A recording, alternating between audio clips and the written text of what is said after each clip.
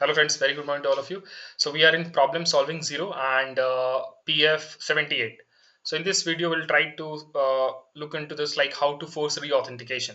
Let's see that you have authentication set at Ping, right? And Pingfederate works like, or maybe any other product also works like based on the session, right? Session cookie. So if there is a requirement of re-authentication, like a case of you can say signature approval, right? E-signature kind of. In that, like you want Pingfederate to give a login page instead of user have a session or not, it not matters. Pingfed has to give a authentication page. So how we can uh, re-authenticate, right? How we can just give a login prompt to the user if user have the session. So we'll just try to look into this, whether it's a SAML application or with OpenID Connect. We can just I'll just help you to understand what settings has to be there, how what request parameter has to be sent from the application, and what settings we need to do in Pingfederate. We'll just talk on that, and then we can able to force re-authentication. Yeah, so let's begin.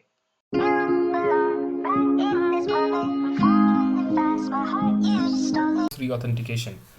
Before discussing that, let's I think I discussed already in the introduction, but yeah, let me repeat. So when we use re-authentication, or why there is a required to force re-authentication. So let's say that in a single sign-on, from end user perspective, what they just need a seamless access. That means, like, let's say if I'm using Windows machine, I will open my Windows laptop, and then if I access some applications, SSO based application, as a user from user, I just want seamless access. I don't want to enter my ID password, I don't want the MFA, I don't want those things, right? I just want a seamless access. If I'm using any critical application, in that case it might be I just need like a multi-factor authentication, you can say, like a extra layer of authentication. But yeah, again, from user perspective, user wants seamless authentication. For seamless authentication, that means you should not get any kind of login prompt. For that, what Pingfederate is giving us, Pingfederate is saying us that hey, there are two options for you to get a seamless authentication. One, you can go for certificate based, like you just use the X509 cert adapter in Pingfederate. Using that, you can configure the authentication design so that user can get authenticated using the certificate present in their machine. It will not ask for any kind of login prompt. That is one. Another is like you can go for Kerberos based authentication, right?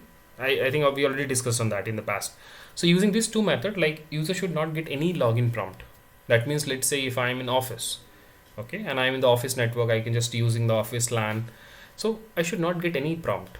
I can get seamless access to whatever application I need an access, except some critical applications where maybe my multi-factor authentication is required. Otherwise, I can just get a seamless authentication using certificate based or the Kerberos, right? Whatever it's configured for seamless. Now, next thing is coming. Let's say if the seamless authentication failed, if certificate or Kerberos failed, then what will happen? Is that user will stuck there, or there is another option as a failover? So that's why when we are building the policy, we are designing in such a way so that if the certificate based authentication fails, user can land to the another authentication method. Let's say that is HTML form in the case of failover. Right? If the certificate based authentication fails due to whatever reason, whether the certificate present in the user machine expired or maybe not present, whatever the reason, if that fails, then you have the second option, that is the HTML form, which gives you a username, password you can enter, and then you can complete your authentication.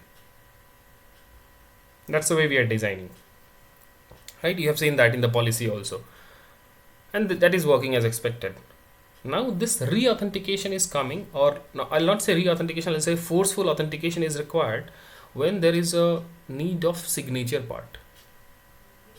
You see, like maybe in some application, like maybe ServiceNow, or maybe the application where there is an approval required, a kind of documentation where you're preparing, or maybe they're not ServiceNow, there are multiple other application also where you see that there is some document someone prepared and it needs to be approved by someone, like maybe you can say a director or senior level person. Then how that can be handled? Because let's say if user click on the approval, and if that authentication is again a seamless, user will not get any login. Or let's say if your authentication is using HTML form also, in that case also user will not get any login. That user, the manager or the director who is approving, because you have a same like you have a session established, right? SSO session in the browser, it will again help you to get a seamless authentication. and that is not expected in this case because it's a kind of approval. Director or manager wants to approve that document, that means that person has to sign that means person has to get a login prompt, enter the ID password, so it can be approved properly. That's expected as per the business. Now in your authentication system, like as you're designing, it will not prompt because you have seamless or you have a browser based session, it will again give a seamless, so that's going to fail. Then how you can achieve that? So now what Ping is giving you the solution. Ping is saying first, let's say if you have any application which requires a kind of approval, a signature approval kind of, in that application please don't implement a seamless authentication like Kerberos or the certificate, because if you're going to use that, the forceful authentication is going to break. So the first thing, you are not supposed to use this two authentication if you are going for any signature or any approval kind of application where like a user log into the app, a user needs to approve some document. So in that case, user should get again a login prompt. That is not going to happen because you have a session established or you have a seamless authentication. So it's going to fail in the case of seamless, like Kerberos, or you can say certificate based. Then how you're going to work? So what Ping is saying that in those application, please configure HTML form login, HTML form adapter, so that you will get a login prompt. Now in that case also, as I discussed, that it's based on the session, right? So if the session is exist for the user, again it will not prompt.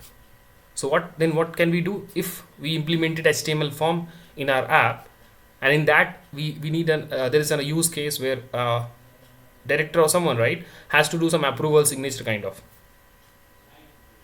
So in that case, what we can do, from the application side, they has to pass one parameter. In the case of SAML, you see there is a force. I'll show you that, like if I have some application, it will just talk about force authentication, like true or false. Might be we can't see in this IDP initiated, but if I have some SP initiated URL, I think I kept somewhere. Just a second, let me see if that is active or it expired. Where is that? It might be.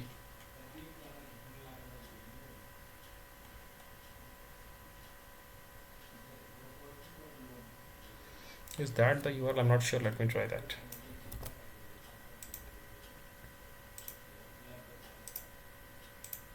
SAML tracer.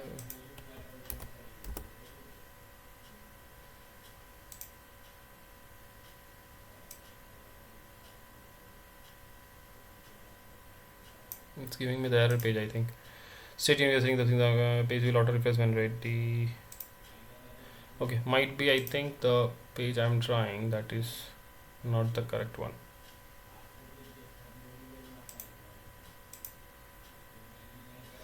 If I can show you, it will be good. But yeah, like it's a kind of force authentication, force authent parameter kind of. That parameter, let's say in case of SAML, you see that that parameter, like basically it's getting passed like in the SP, like when the service provider initiated request will initiate and it will generate a SAML authentication request and send to Pingfederate. In that request, there is a parameter called force authent. So that will become, you need to make it true. So if you make it true, then once the request will send to Pingfederate, Pingfederate can just read the value, whatever you're sending in the SAML authentication request, in the case of SP, right? And then based on that, Pingfederate will just go for the next part, right? Next action. That means like it says that, okay, it says force authentication true. That means like whether user have a session or not, it not matters. I'll give a HTML form login page to the user. But at the same time, if you configure the Kerberos or certificate, yeah, that cannot be happened using that. Right? That's why we are saying you need to use HTML form, and then application has to pass this parameter force authent as a true. That parameter is already exists, but you need to make it true. In the case of signature part, so let's say in the case of Salesforce or ServiceNow, whatever the application, you can see there is an option there, like for the e-signature kind of. If you just see that application, you can see there is a configuration for SAML configuration. You have one for e-signature. You have again the some setup. So in that there is an option of force authentication, true or false. So if you make it true, then what happens? It's using the same connection, and in the Pingfed side, for the both purpose, for e-signature as well as for the normal login. But in the case of e-signature, it will change that force authent parameter from false to true. That makes Pingfederate to give you again a login prompt. That's a forceful authentication. Okay. In the case of OAuth and OpenID Connect application, again, application has to pass one parameter that we can say as a prompt equals to login.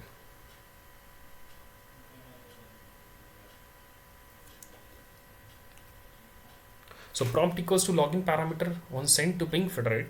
Again, Pingfed will do the same thing what it does in the case of SAML. Again, it will just give a login prompt to the user. Whether user have session or not, it not matters. Just ensure one thing. You need to configure HTML format Pingfederate and just discuss with your application team and just tell them how they need to initiate the SAML request or OAuth request based on the e-signature or the approval case.